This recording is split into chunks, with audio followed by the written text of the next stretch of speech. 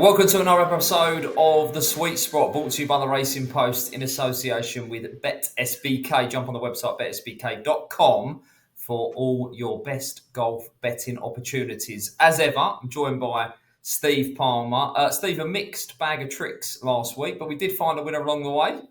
Well, it was close to being a wonderful week, Dave. Second place in the Italian Open, second place in the US Senior Open. So at that point, hair was being torn out. I woke up Sunday morning thinking we're going to get three winners. We had three short price favourites. But it did look at one stage we were going to end up with zero winners later in the day. So, grateful to get one in the end. Yeah, there was one or two people that certainly followed you in on Mr. Reed. We saw that in the YouTube comments. So do remember to get involved, like, comment, and subscribe. Let us know who you backed last week, who you back in this week. Lots to get stuck into both last week and this week.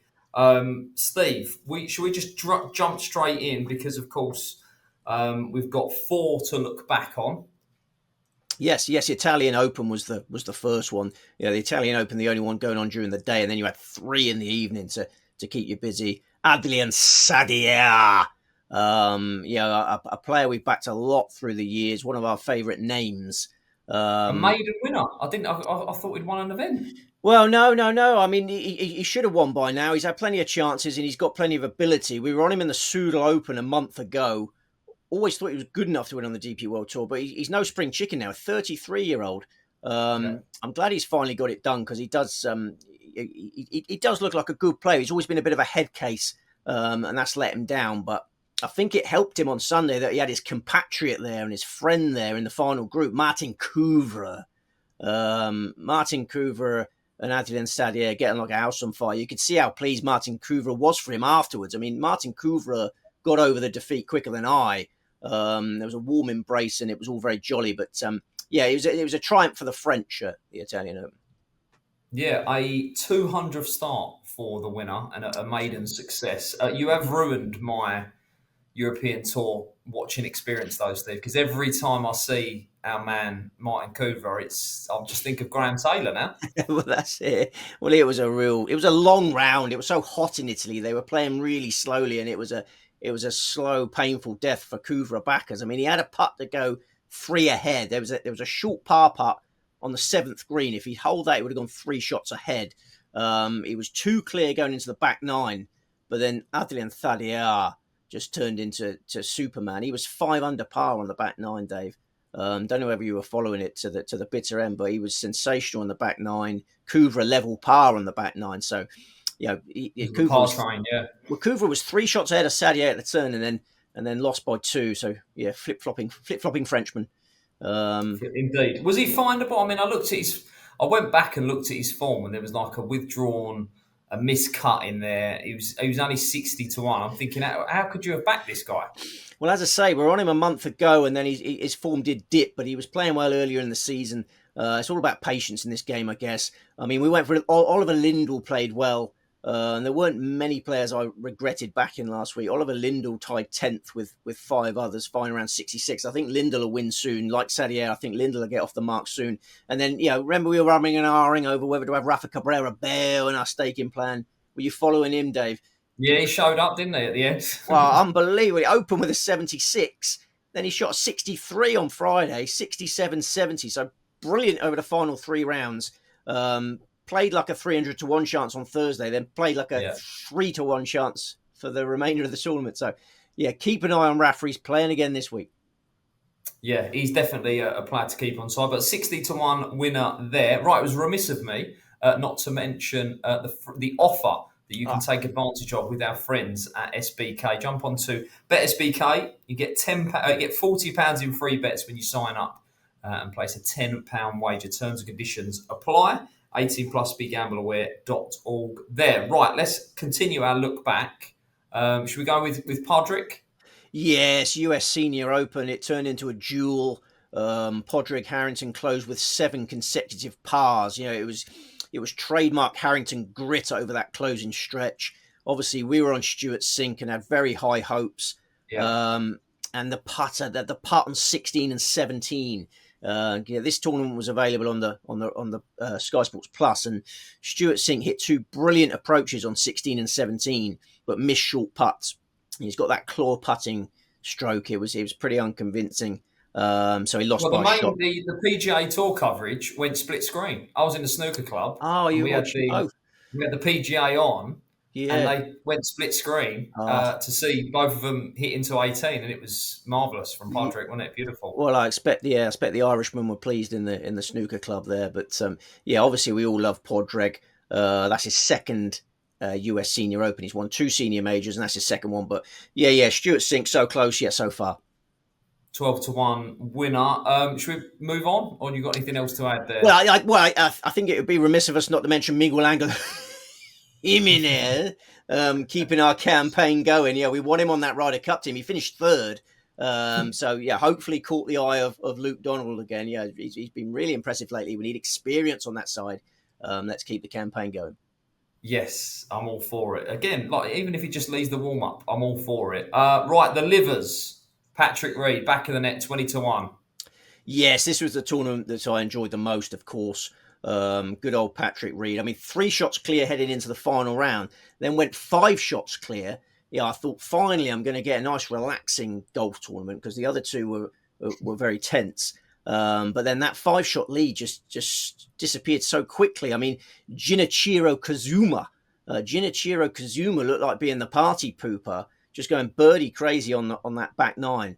And then thankfully Reed held it together to get in the playoff. But then it's a 4-man playoff, Dave. 4-man, yeah. I mean, you expect a 4-man playoff to go on for ages, don't you?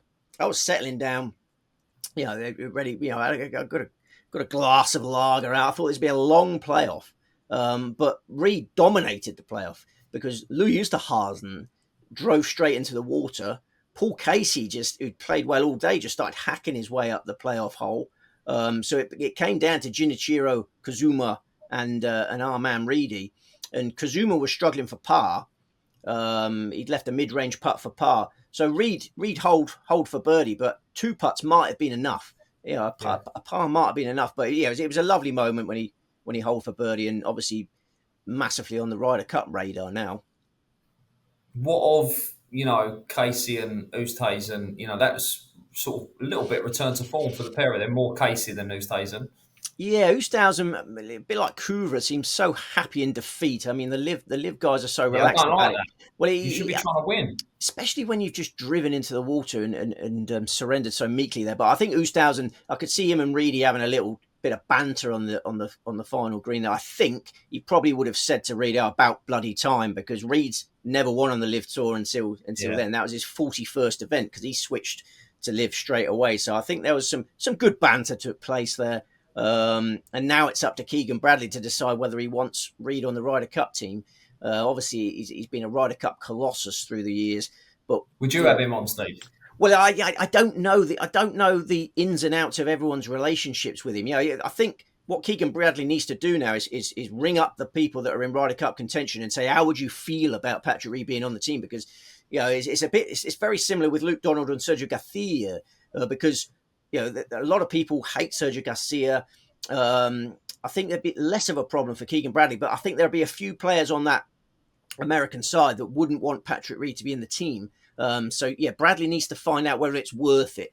The dynamics, team dynamics. Well, absolutely. Group dynamics are more important than is Patrick Reed worth the hassle of potentially upsetting the locker room? I don't know. He is. But that's up to Keegan Bradley to find out how everyone feels about it.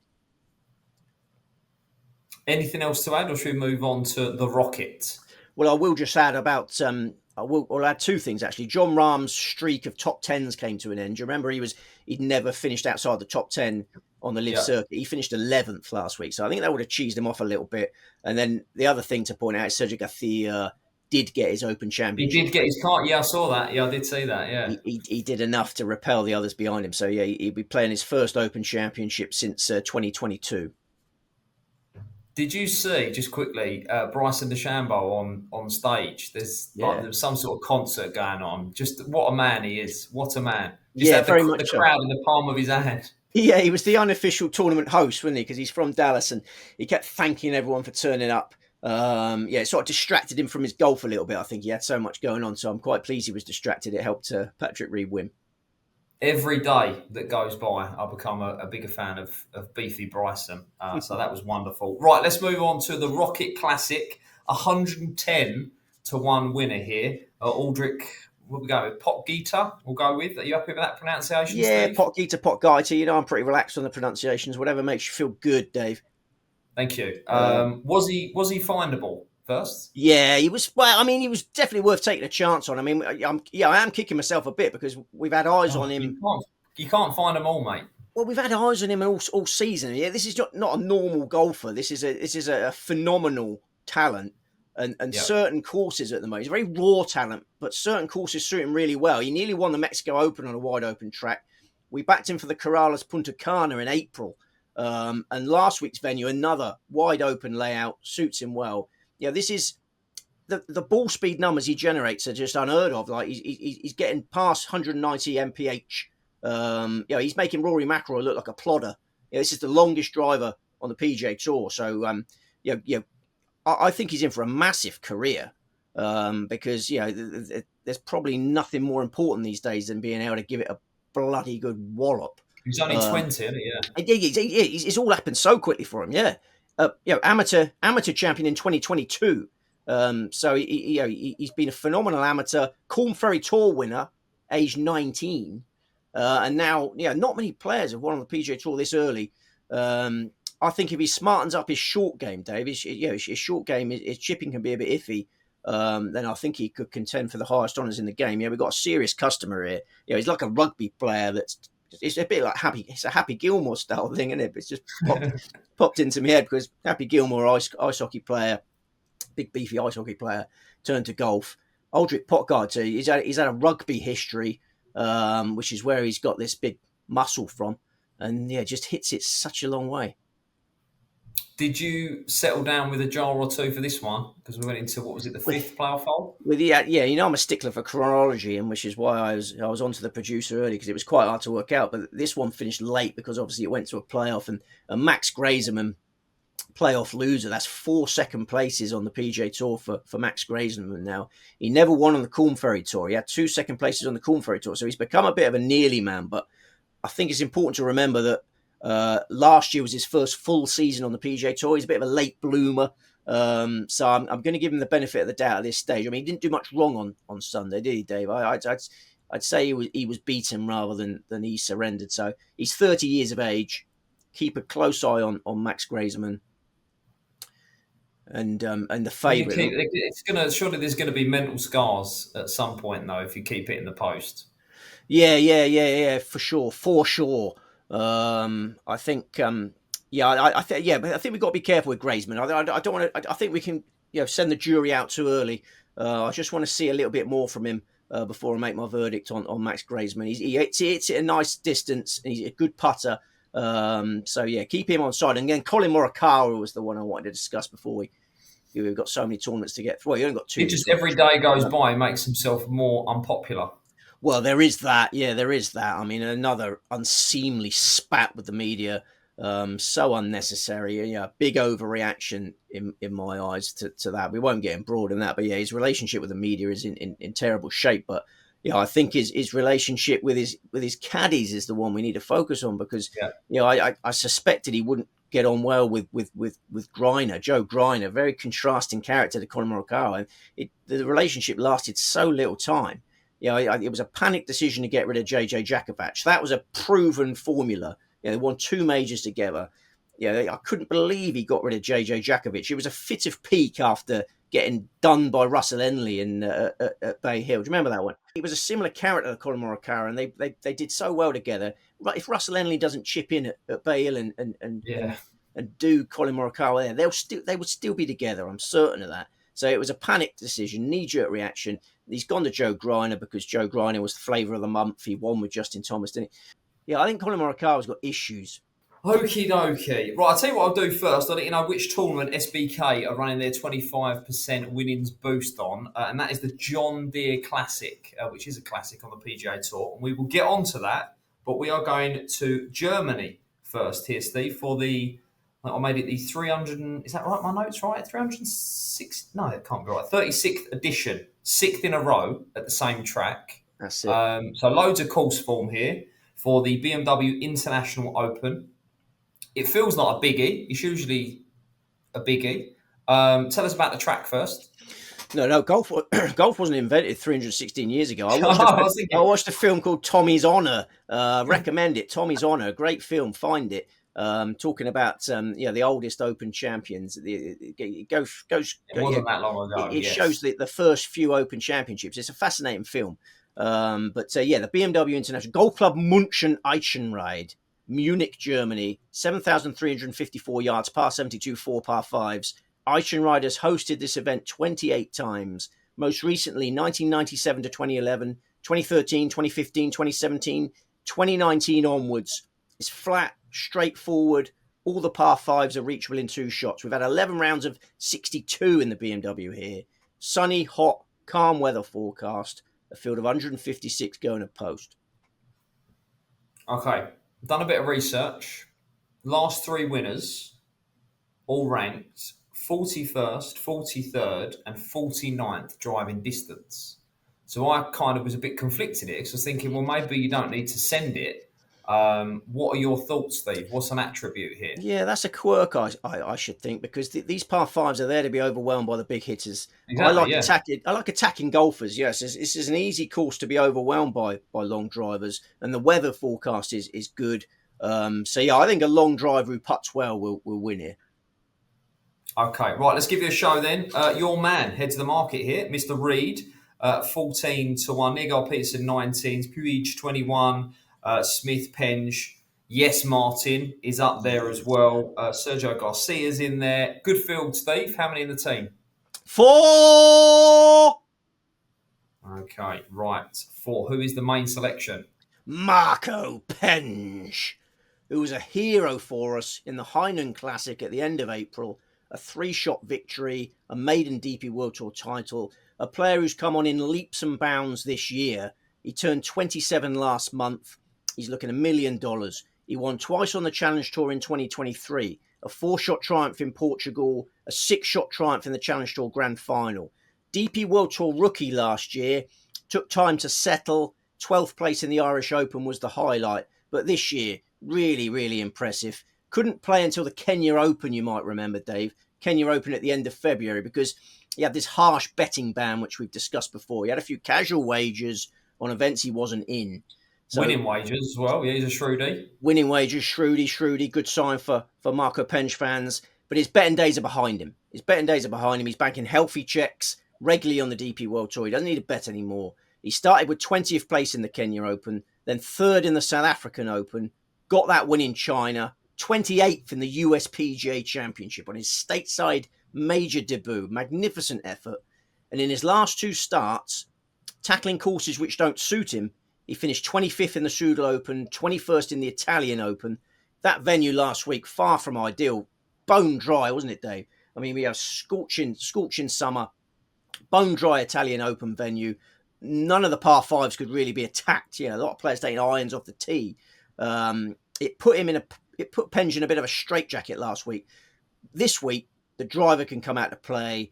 Penge, one of the most powerful players on the DP World Tour, long levers, big strapping lad, son of an Italian stallion. I think that's why he was playing last week. Obviously he's got Italian dad. His dad would have wanted him to play last week, even though the course didn't suit him. This week, Marco and his dad will be very happy. He's going to make merry in Munich. Bear in mind, last year for his course debut at Nord-Eichenried, he'd already missed 9 cuts on the DP World Tour as a rookie. He was fretting. He was worrying about his future. So I look at rounds of 72-70 to miss the cut by a shot as a decent effort, really, in those circumstances. Completely different animal coming into this year. Completely different animal. Knows the track. One of the most dangerous players on the DP World Tour on the right kind of track. And I think finally, Dave, point worth making is that ban means he started his season much later than everyone else. He's coming into this summer fresh as a daisy, fresher than everyone else. Watch out for Marco. The son of an Italian stallion. What have you based that on? He's well bred. Yeah, he's got an Italian dad. All Italians are stallions. Right, he's the first of 4 selections. Who's the next best? Next best is Matti Schmid. The Germans will be out in force this week. The Germans hungry for a BMW international success. We haven't had one since Martin Keimer in 2008. So Mr. Schmidt is going to give the galleries what they want this week by getting a German in contention. He was ranked 1,897 in the world when he made his BMW debut in 2021. Still an amateur, finished 14th, Dave. 18th in 2023, 32nd last year. And since last year's BMW, he's been frying bigger fish on the PGA Tour. He's posted 6 top 10 finishes on the PGA Tour, Dave. So, never mind contending for a maiden DP World Tour title. He's been going close to maiden PGA Tour titles. The latest of those top 10s came with second place in the Charles Schwab Challenge just a month ago, beaten by a shot at Colonial. And I'm not remotely concerned about his form figures since Colonial. They've just helped us get a better price. He missed the cut by a shot on his Memorial debut. No disgrace in that. Missed the cut by a shot in Canada. No disgrace in that. Withdrew with illness during the Travelers Championship last time out. Nothing to worry about. Obviously, when you see a WD against the player's name, you're probably like me. Alarm bells ring in your head. But it's important to find out why they WD. Injury is obviously miles more damaging than illness. He's over the illness. I've seen videos of him practicing in Germany 4 days ago. 4 days ago, he's in Germany practicing. So he's over the illness, absolutely fine. Downgrade from the PGA Tour to the DP World Tour. I think the Germans are going to get very excited this week. It takes a lot to get the Germans excited, but this will get them excited. Matti Schmidt winning the BMW. What do you think they'll get boisterous if he's in the frame at the end? Do the galleries get boisterous in Germany? Yeah, there'll be a few characters dressed in lederhosen, they'll be cracking the pilsners.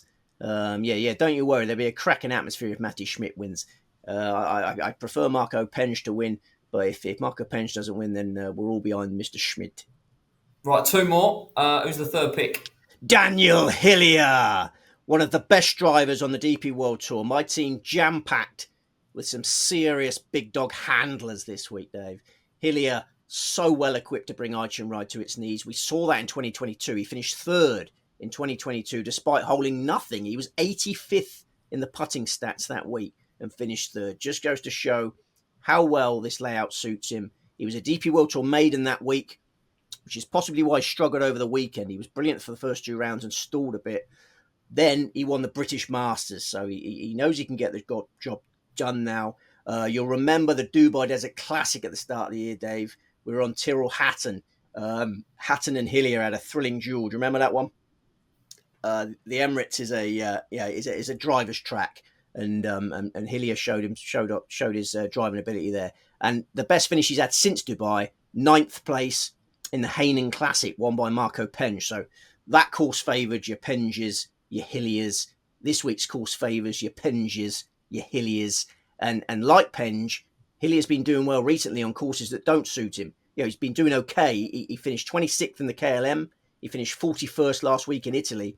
Now he comes to a track which really suits him. So, there was the opening show prices were staggering. There's still plenty of juice in Daniel Hillier. I like it. Okay, right. Who is the fourth and final pick? Gavin Green, one of the best maidens on the DP World Tour. I'm completely dumbfounded that Green has reached the age of 31 without a DP World Tour title. Brilliant amateur at the University of New Mexico. Prolific winner on the Asian Development Tour. Winner on the Asian Tour in 2017. So world at his feet in 2017. We've had 5 top 3 finishes on the DP World Tour, but no victory. He was so unlucky to run into the greatest performance of Jordan Smith's career in the 2022 Portugal Masters. You might remember that one. We were on Gavin Green that week. Gavin Green, let's say. Gavin Green, this makes the point. Gavin Green finished 27 under par, Dave, and lost by 3 shots. So you do the math. Been really unlucky, Gavin Green, but I think his time may have come. I've really liked what I've seen in the last 3 tournaments. 34th in Austria, 13th in the KLM Open, 21st in Italy last week. Now he comes to a course which suits attacking players like him. He was 12th on this course in 2023. I think he'll go even better this time. All good. Right, I've gone for a completely different approach to you, Steve. I've got carried away with that stat from last year. I've backed Jordan Smith and Juice Luton, two players that definitely don't send it. Anything else to add from you? Anyone that was close to making the cut? No, no, no, no, no. Well, no, no, no, no. I mean, Patrick Reed's had a long journey from Dallas. It was a pretty grueling Sunday on a really difficult golf course, as we expected it He to be had to tough. be favourite, though, didn't he? Despite all of that, he had to be chalked up as the favourite. This is a very different type of golf course. Yeah, yeah. I don't think there's any value in the price. Sergio Garcia, interesting week for him. Group dynamics. We've already mentioned group dynamics. I mean, he's going to feel awkward this week, surely, because he had a big fit of peak at this tournament, and this is the tournament where he famously started abusing all the players that are sticking with the DP World Tour, saying, "Oh, you should go to Live." There's plenty of players in this field who dislike Sergio Garcia. One of the players you'd be least looking forward to bumping into this week is Eugenio Chacarra, who Sergio Garcia booted him off his Fireballs team essentially. So that's going to be an awkward moment. I think Garcia is going to struggle to concentrate this week. He's going to have so many people around him that giving him daggers. So and even if he could relax, I don't think he'd putt well enough to reach the total we need this week. Should we move on then? Yes, sir. The John Deere Classic is in Illinois. Here, TPC Deere Run. Tell us about the course here, Steve. Yes, 7,289 yards, par 71, 3 par 5s. The John Deere Classic has been held at TPC Deere Run since 2000. One of the easiest courses the PGA Tour stars face all season. Last year's winner, Davis Thompson, you might remember, we were on him, 28 under par. He reached 28 under par. We got sunny, hot, calm weather for most of the tournament. We got moderate breezes on Friday and Saturday. Another field of 156 going to post. Another putting competition. 40 under par is going to win it. No interest in that kind of scoring. Right, Griffin, Day, McCarthy, Bjornsson, Thompson, Kim. Decent enough field here, Steve. I've got a feeling that you're going to be going at big prices here, but how many in the team? We got 3 in the team. I mean, the wedges and putter are the key clubs in the bag this week. You remember Steve Stricker won 3 times in a row here. Obviously a menace with the wedges and the putter. You've got to get your scoring clubs working well here. Okay, right. Main selection for the John Deere Classic is Michael Thorbjornsen, who will surely become a PGA Tour champion at some stage soon. He came close on Sunday in the Rocket Classic, finished only 1 shot shy of the playoff. That's the second time this year that he's been beaten by just a shot on the PGA Tour. He was pipped by Garrick Higgo in the Corrales Punta Cana at the end of April, finished second there. He was second in last year's John Deere Classic, closed with a 63. That was just his 3rd start as a professional golfer, Dave. And I think the form from last week is absolutely massive because that was his 3rd start in the Rocket Classic. He missed the cut in his first 2 appearances at Detroit Golf Club. So 4th place on Sunday, a big step up there. This week, he makes his 3rd start in the John Deere Classic. 17th as an amateur in 2023, 2nd last year. I'm expecting a victory this week. He's had some injury niggles to deal with this year. Rounds of 65, 67, 68, 67 last week lifted all concerns about his fitness. He's fit, he's firing. His short game was in great nick last week, which is a key point because putter has been the biggest problem this year. Last week, rolling his rock beautifully. Don't forget, Dave, very easy to forget, he finished 4th alongside Carl Phillips in the Zurich Classic Pairs event in April. We were on him that week. Another great performance that it's easier to miss.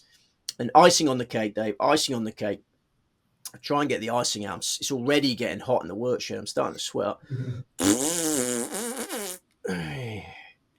Winning form in Illinois. He won the Western Amateur, a prestigious amateur event in Illinois in 2021. So, this is a former world number 2 amateur, Dave. Looks ready to become not quite one, two. Not quite one, but he looks ready to me to become a PGA Tour champion. It is surely only a matter of time with him, isn't it? He's definitely put all the injury worries beyond him. He looks in really good nick. Yeah, absolutely. Yeah, I'd be staggered. Yeah, I mean, if he goes to the age of 31 like Gavin Green without winning, then I'll be staggered. But this is a 23-year-old ready to rumble. Right, he's the first of three. Who's the next best? Denny McCarthy, a short game wizard, one of the best putters in the world. John Deere Classic, low scoring event, easy layout, wedges, putter, key clubs. Nobody fits the bill better than Denny McCarthy. He's one of the best maidens on the PGA Tour. Lost a playoff to Victor Hovland for the 2023 Memorial. Lost a playoff to Akshay Bhatia for the 2024 Texas Open. So he's been getting closer. I think he'll set up another winning chance this week. Won on the Corn Ferry Tour, 2018 Tour Championship.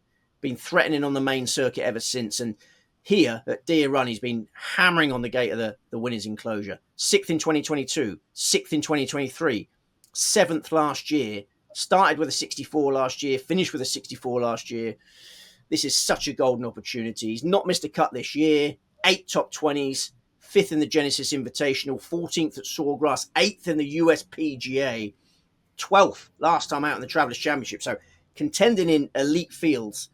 This week's field is rubbish in comparison to those ones. Just a huge runner. Top 10, top 20 markets. This guy's going to be in the frame, right? That's what we're saying. I find it very difficult to see him not contending. Yeah, he was close to number one, but I just think Thor Bjornsson's got more scope for improvement. Right, I thought you might find a couple of big price bullets here, Steve. Who's the third pick? We're getting bigger? Oh, we're getting bigger. Bard Corley, who's been one of the stories of the PGA Tour this season. It's a wonderful, heartwarming comeback tale from serious injury, from car crashes and serious injury. He was out the game for 3 years, never gave up on his dream of returning to the PGA Tour. Now he's back playing the sort of golf which made him one of the most promising youngsters in the world many moons ago. Last year in the Sanderson Farms Championship, he hinted that he might be making this comeback. He finished 5th in that in October last year.